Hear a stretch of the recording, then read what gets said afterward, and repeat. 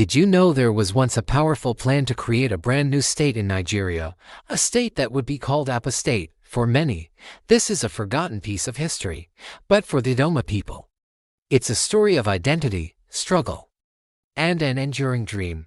Let's travel back in time to the southern part of Nigeria's Benue State. This region, known as the Idoma-speaking area, was the heart of the movement. The idea for Apa State wasn't just a political whim, it was deeply rooted in history and culture. The name Apa itself comes from the ancient Apa Kingdom, a powerful and organized society that existed long before Nigeria's modern borders were drawn. The Idoma people traced their ancestry back to this legendary kingdom, so when they spoke of creating Apa State, they were reclaiming a piece of their heritage. It was about connecting their present with their glorious past. So, what sparked this movement?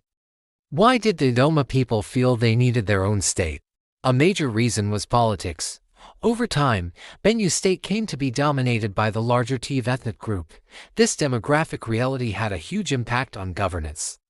Many Idoma people felt marginalized, believing they were not fairly represented in government. Key decisions were often made without their input, and top political positions seemed to be reserved for one group. This created a deep sense of frustration and a feeling that their voices were not being heard. Beyond politics, there was the critical issue of development. Many Idoma communities felt left behind. They pointed to the lack of good roads, modern hospitals, well-equipped schools, and other essential infrastructure. The belief was simple and powerful: if we had our own state, the government would be closer to the people, local leaders would understand local problems better, and development would finally reach the grassroots. The logic was clear: when you manage your own affairs, you can prioritize your own needs and find solutions that work for you. Because of these powerful reasons, the call for Apa State grew louder and more organized, especially during Nigeria's military era in the 1980s and 1990s. This was a period when the federal government was creating new states across the country, and there was a strong belief, a palpable hope, that Apa State would finally become a reality. Imagine the energy of that time. Leaders held countless meetings, detailed proposals were drafted and submitted to the government, and prominent Idoma figures spoke passionately, making a strong case for their cause. The dream felt so close, so achievable. The proposed state was well defined.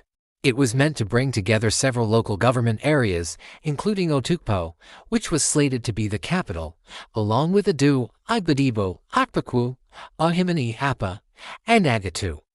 These areas are all united by a common language, Idoma, and a shared cultural heritage. Bringing them together under one administrative umbrella just made sense.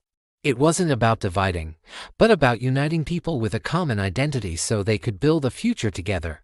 The proposed map of Apa State was a map of cultural unity. But despite the compelling arguments, the strong historical basis, and the passionate advocacy, Apa State was never created. What happened? The answer lies in the complex and often unpredictable world of national politics. There was resistance from various quarters, disagreements among key players, and perhaps even fear at the federal level about the implications of creating more states. The political calculations and power plays of the time ultimately worked against the movement. Then, in 1999, Nigeria returned to a democratic civilian government. Under the new constitution, the process for creating states became incredibly difficult, and since then, no new states have been formed in the country. The window of opportunity seemed to close. So, where does that leave the dream of Apa State today? On a map, it doesn't exist, but in the hearts and minds of the Idoma people, the idea is very much alive. It's a topic that still comes up in community meetings, in family conversations, and during vibrant cultural festivals. For some, it's a painful memory of a missed opportunity, a reminder of what could have been. They think about the potential for progress and the sense of belonging that their own state would have provided. Thank you for watching this video. If you enjoyed the story we shared, please hit that like button. It really helps the channel grow. And if you haven't already, make sure to subscribe and turn on notifications so you don't miss out on any of our future stories. We have so much more exciting content planned just for you. Also, feel free to share this video with a friend or family member who you think would enjoy it too. Your support is everything. Thanks again for watching, and I can't wait to see you all in the next video. Bye for now.